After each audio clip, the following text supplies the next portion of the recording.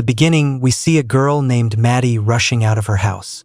She's in a hurry because her car is about to be repossessed by a government worker named Gary. It turns out that before Maddie's mother passed away, she had taken a loan from the bank to build the house, which she left to Maddie. Now Maddie is struggling to pay off that debt. She works hard, bartending during the day and driving a cab at night. Gary, who also happens to be one of Maddie's ex-boyfriends, arrives to tow away her car due to missed loan payments. Maddie tries to stop him, but Gary stands his ground. Suddenly, a young man wearing only underwear appears, jogging out of Maddie's house. Seeing this, Gary becomes jealous. Thinking quickly, Maddie blurts out, "Oh, that's my cousin visiting from Italy." The young man then comes over and acts familiar with Maddie, further agitating Gary. Realizing Maddie is trying to deceive him, Gary becomes irritated and drives off with her vehicle. Left without transportation, Maddie decides to go to work using her roller skates. Later, while skating, she spots her car still hooked to Gary's tow truck parked along the street. She jumps in and attempts to drive it away, but in her haste, she forgets the car is still chained to the tow truck. As she tries to accelerate, the car remains immobile. Just then, Gary emerges from a nearby shop, catches her in the act, and reclaims the car. Maddie fails to recover it. Frustrated, Maddie visits her friend Sarah and Sarah's husband, Jim. She vents about losing her car and the ongoing struggle with the bank loan. Sarah tries to help by searching for used cars online, but Maddie sighs, saying, "I've already looked everywhere. I doubt I'll find anything better." While browsing, Sarah stumbles upon a strange advertisement. A wealthy family is looking for a woman aged 20 to 25 to befriend their shy 19-year-old son. The ad mentions that the boy is very smart but socially awkward and has no friends. In return, they offer a brand new car to the girl who can help him come out of his shell and build confidence. At first, Maddie hesitates, thinking she might be too old for him. But after discussing it with Sarah and Jim, she decides to go for it. She desperately needs a car, and this could be her only chance. We next see Maddie skating to the wealthy family's home. She meets the boy's parents, who explain the situation. "Our son Percy is 19, highly intelligent, but completely withdrawn. He avoids socializing, fears things like parties, smoking, and even basic conversation. He spends all his time watching short videos on his phone. We're worried that if this continues, he won't adjust to college life." Maddie listens and asks, "So, what exactly do you want me to do?" They reply, "Just spend time with him, help him become more social, and boost his self-confidence. Once we see improvement, we'll give you the car. But Percy must never know we arranged this. You have to approach him naturally and make it seem real." Maddie agrees to the terms and heads to the pet shop where Percy works part-time. Wearing a striking red dress, she tries to get his attention by pretending to adopt a dog. Maddie flirts and tries to impress Percy, but he doesn't respond to her charm. Instead, he becomes visibly uncomfortable. Not giving up, Maddie offers, "How about I drop you off at home today?" Percy hesitates and declines, but Maddie insists. She picks up his bicycle and puts it in her van. With no other choice, Percy agrees. While driving, Maddie jokes, "What if I kidnapped you instead of taking you home?" She then steers the van toward her house. Percy, alarmed, sprays pepper spray on her face when the vehicle stops. Maddie exits the van and says, "I was only joking. If I wanted to kidnap you, why would I bring you to my house?" Realizing his mistake, Percy feels bad. To make it up to her, he uses the garden hose to wash off the pepper spray. He also agrees to go on a date with her that evening. Later, Maddie waits for Percy at a club. Percy arrives, but everyone starts laughing. He's wearing a blazer with shorts instead of pants. Maddie, trying to make him feel at ease, compliments his unique look. When a waitress comes, Maddie orders a Long Island iced tea for herself. Percy asks for a Pepsi, but Maddie changes it to a Long Island iced tea for him too. As they sip their drinks and talk, Maddie's ex-boyfriend Travis shows up, trying to cause a scene. He shows Percy an engagement ring and brags about his past relationship with Maddie, including how she ended things with him. After Travis leaves, Maddie takes Percy to the beach. Although it's closed after 8 p.m., Maddie encourages Percy to go in the water. He's hesitant since he can't swim. When he refuses to undress, Maddie confidently removes her clothes and jumps in. Feeling pressured, Percy also removes his clothes and joins her. While they're swimming, a group sneaks in, steals their clothes, and begins to walk away. Enraged, Maddie storms out of the water, beats them up, and retrieves their clothes. She returns to the water and begins to grow closer to Percy. But Percy, feeling uneasy, says, "I feel awkward doing this. I barely even know you yet." Frustrated by his response, Maddie storms out, sits in her car, and prepares to drive away.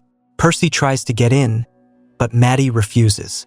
She throws his clothes out of the car but keeps his phone, forcing Percy to cling to the vehicle without any clothes. Despite this, Maddie drives off and Percy holds on to the car. The situation escalates when the police notice and begin chasing them. To escape, Maddie drives recklessly, narrowly avoiding a serious accident as a train rushes past. Later, at Maddie's home, she tries to lift the mood by playing music to get Percy's attention, but he still doesn't fully grasp her intentions. Suddenly, Percy begins to feel itchy and notices rashes. Maddie helps by applying some ointment. During this, they start talking again, and Percy apologizes, saying, "Maybe it's my zodiac sign acting up. Today just didn't go well. Let's try again tomorrow." Maddie agrees. The next day, Maddie and Percy meet again. They visit various places, enjoy themselves, and spend quality time together. Sitting in a peaceful spot, they share a heartfelt conversation. Maddie opens up about her family and how her father never truly accepted her. Percy listens attentively, and eventually, they share a kiss. While they're there, they run into Percy's friend Jody. Jody and Maddie chat for a while, but when Percy steps away, Jody warns her, "What are you doing with him? He's just a kid. Girls like you shouldn't think his parents' money belongs to him. If anything happens to Percy because of you, I won't let it slide." In the next scene, Percy and Maddie dress up and go out for dinner. Encouraged by Maddie, Percy gets on stage, plays the piano, and sings a song. His performance impresses the crowd, who cheer and applaud. Afterward, Percy's friend Natalie approaches and invites him to a party, saying, "It's going to be amazing. We'll both be at college soon." Percy excitedly agrees. After she leaves, he tells Maddie, "She's such a nice girl. We'll go to the party together. Also, I'm getting my driving license." Smiling, he adds, "I want to drive myself on weekends so I can visit you." It's clear Percy is developing strong feelings for Maddie, and she's beginning to realize it, too. After dinner, while driving home, Percy starts drinking and suddenly confesses to Maddie, "I'm ready for you now. I've fallen in love with you, and I want to be with you."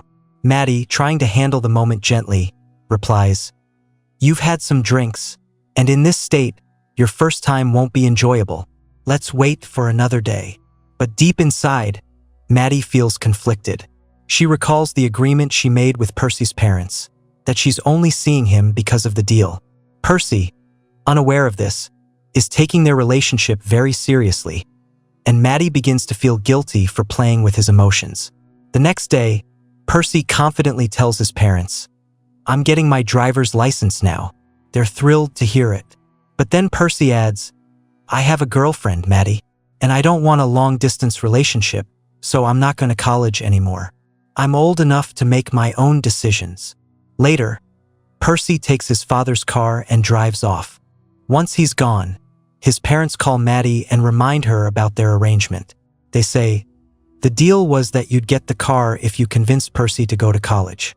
You can take it now, but make sure he actually goes."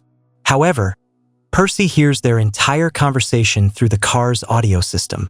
He feels devastated and realizes Maddie's feelings might not have been real. He invites her over and, despite knowing the truth, introduces her to his parents at dinner. During the meal, he sarcastically comments on Maddie's age, then abruptly leaves the table. In a fit of anger, Percy, with the help of a friend, crashes the car into a tree. After returning home, He storms into his room and demands that Maddie sleep with him.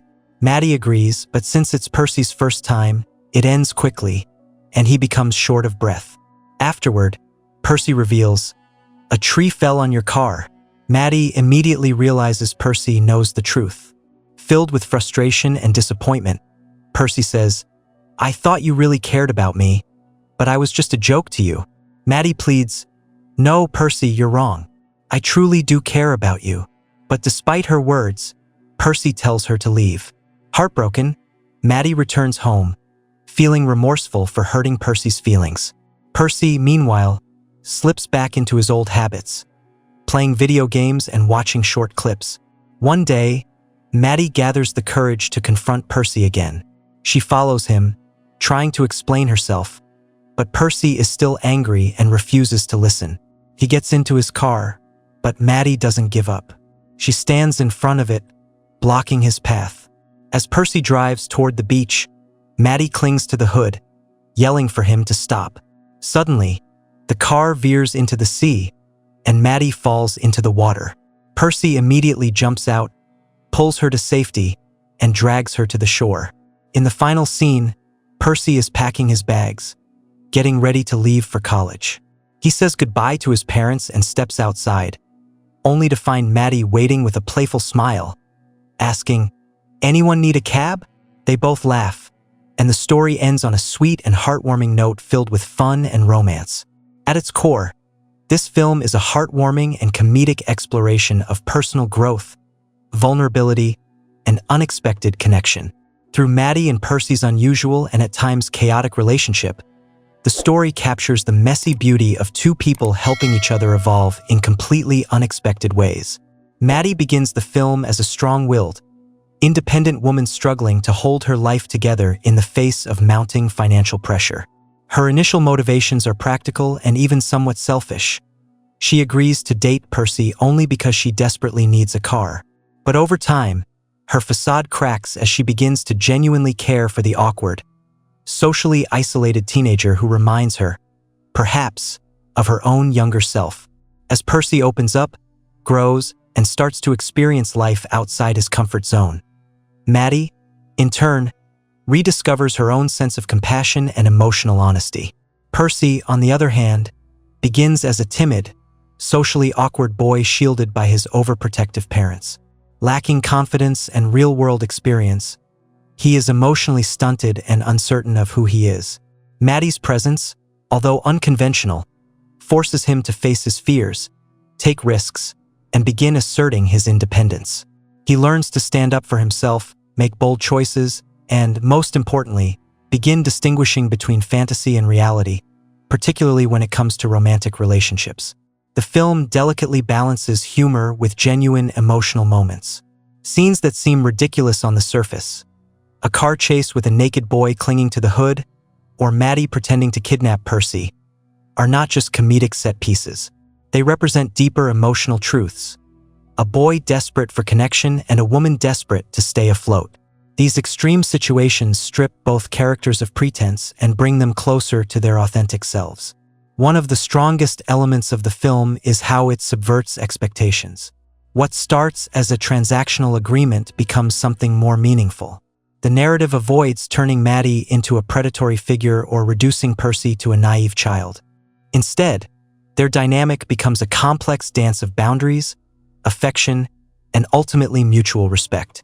Maddie doesn't exploit Percy, and Percy, by the end, is no longer just a project. He's someone who can challenge Maddie in return. The ending is both satisfying and emotionally earned. Percy chooses to go to college not because anyone forced him, but because he has grown enough to make that decision for himself. Maddie's playful return in the final scene offers the audience a hopeful, sweet resolution. One that hints at the possibility of a continued connection, but on new, more honest terms. In conclusion, this film is more than just a romantic comedy with a quirky premise. It's a coming-of-age story for both of its main characters, told with humor, empathy, and emotional depth. It explores themes of self-discovery, emotional healing, and the unpredictable ways people can enter and transform each other's lives. Ultimately, it reminds us that love, real love, is not about manipulation or control, but about growth, respect, and being truly seen by someone else.